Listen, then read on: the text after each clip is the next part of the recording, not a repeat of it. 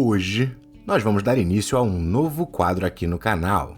O comentário macro, que costumava ser o finalzinho da série Valor Intrínseco, vai ganhar um vídeo só para ele. E eu espero que vocês gostem dessa dinâmica de vídeo. Não deixa de dar a sua opinião nos comentários.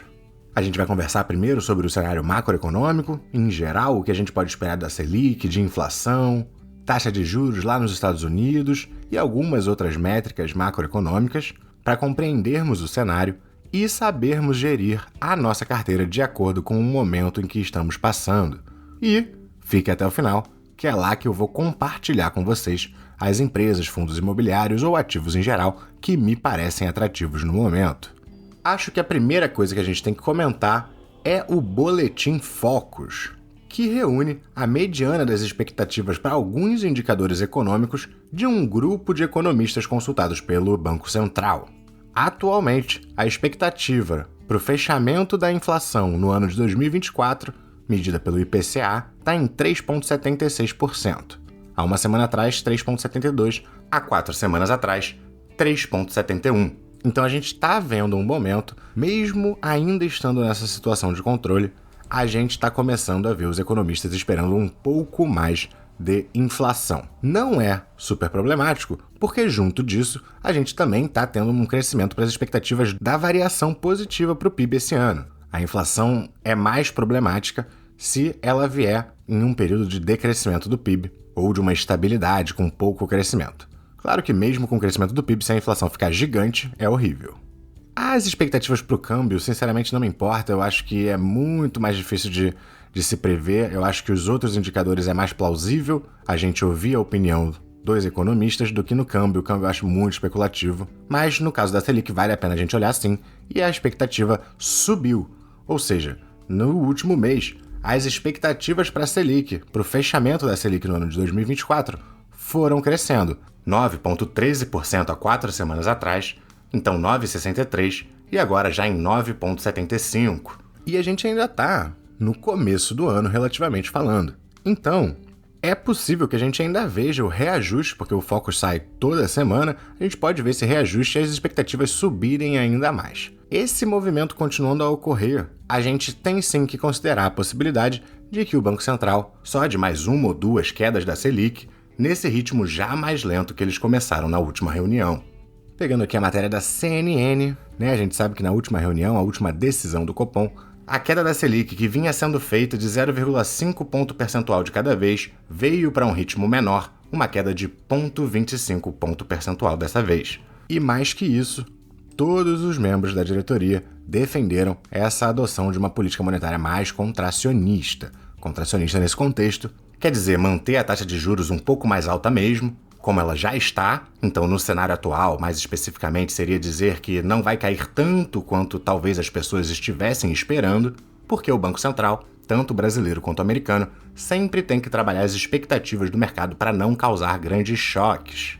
Então, a gente começa sim a ter que considerar que talvez a taxa Selic não vá, pelo menos por enquanto, para baixo dos 10% mesmo. Em termos de inflação, a gente continua controlado, olhando aqui a variação mês a mês, até fevereiro foi relativamente alto esse ano, mas já voltamos aqui para 0,16 em março, abril 0,38.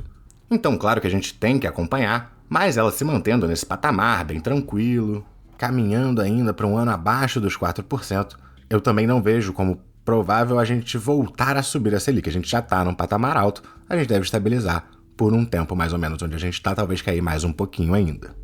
Tá gostando do vídeo? Não esquece de dar aquele like, se inscrever no canal, deixar um comentário, principalmente do que você achou desse novo quadro, e se gostar muito, lá no Apoia-se você pode fazer sua doação, também é por lá que você garante acesso ao nosso site de valuation. Todos os links estão na descrição. Nos Estados Unidos, o que está acontecendo é um pouco diferente, porque o Brasil começou o nosso processo de aumento de juros para combater a inflação pós-pandemia bem antes. Então o Brasil já está no momento do ciclo que está reduzindo a sua taxa. O Federal Reserve, ele vinha subindo, agora está estabilizando já, algumas decisões têm mantido estável, mas ainda nem começou a parte de redução da taxa de juros deles. A gente vê aqui no caso em 5,5, mas isso é a banda superior, eles trabalham com uma banda atualmente em 5,25 até 5,5. Aqui a gente está vendo a banda limite. E a taxa efetiva fica em algum lugar entre esses dois, tem sido em 5,33%. Mas a inflação ao consumidor nos Estados Unidos, a mais recente aqui em abril, veio em 0,3%, ficou abaixo das expectativas, então foi uma surpresa positiva e os mercados reagiram bem, mas isso a gente vai ver mais um pouco lá na frente quando a gente estiver passando pelos ativos. E para a gente pensar sobre o que pode acontecer com a taxa de juros lá nos Estados Unidos, a gente tem que olhar aqui o CPI. A gente vê, pós-pandemia, eles chegaram a uma inflação bem alta, batendo um pico até de 9,1% na variação anual, conseguiram controlar um pouco a sua inflação, mas está aqui 3,7%, 3,2%, atualmente uma alta nos últimos 12 meses de 3,4%. Considerando que a meta deles para a inflação é de 2% em média, o que dá uma margem para interpretação, pode ser um pouco mais, um pouco menos, mas ainda assim 3,4% é consideravelmente acima do que seria uma inflação confortável para os Estados Unidos. Então, lá nos Estados Unidos, a gente tem, na minha opinião, mais chance de ainda ter mais altas da taxa de juros do que a gente está vendo aqui no Brasil. Por outro lado, existe sim a possibilidade, talvez até o mais provável, que eles estabilizem no patamar atual, só não comecem a cair a taxa de juros tão cedo. Por que que eles não devem subir e se subirem não vão subir muito? Porque desde o movimento que eles começaram, o desemprego nos Estados Unidos também veio subindo, como a gente vê aqui nesse gráfico, direto do Bureau of Labor and Statistics. Então eles não podem aumentar muito essa taxa de juros e arriscar uma continuidade, um crescimento enorme no desemprego.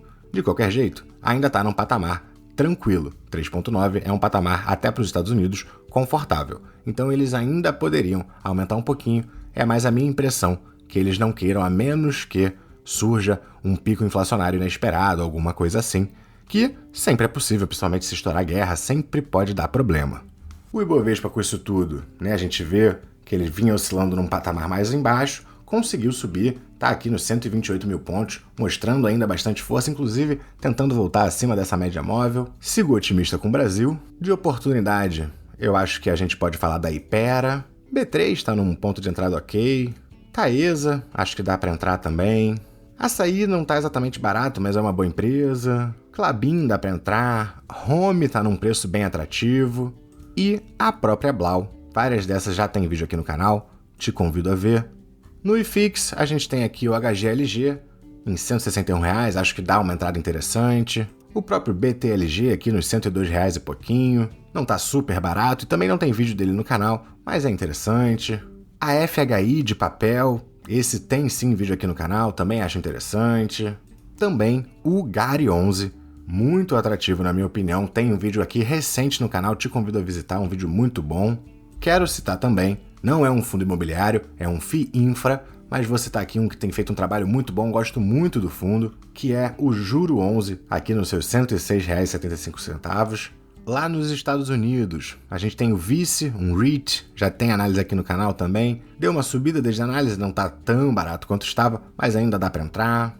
Realty Income também se recuperando, mas ainda numa entrada atraente, na minha opinião. E nas criptomoedas, depois da queda recente do sustinho que o Bitcoin deu nos investidores, que para quem viu o meu vídeo de estratégia de Bitcoin já esperava, a gente voltou a ter uma recuperação. E aí eu dei início àquele processo que eu falei nesse vídeo do Bitcoin, da minha estratégia, e fiz a minha primeira pequena venda. Estamos num patamar interessante para quem já carrega há muito tempo. Acho que já podemos começar bem aos poucos aí vendendo. Ainda mantive a maior parte da minha posição. Olhando para o que eu tinha de criptomoedas, eu vendi 7% apenas. Mantenho a minha tese. Para quem não tem nada, acho que ainda estamos nos últimos momentos que dá para entrar se quiser, mas já com bastante risco, porque estamos em um patamar alto. Mas com a queda, as altcoins caíram ainda mais. Então, para quem for entrar em cripto, eu ainda acho que Cardano, a própria Ethereum ou aqui a Link são opções interessantes. Mas é um patamar de risco bem superior ao do Bitcoin, que já é alto.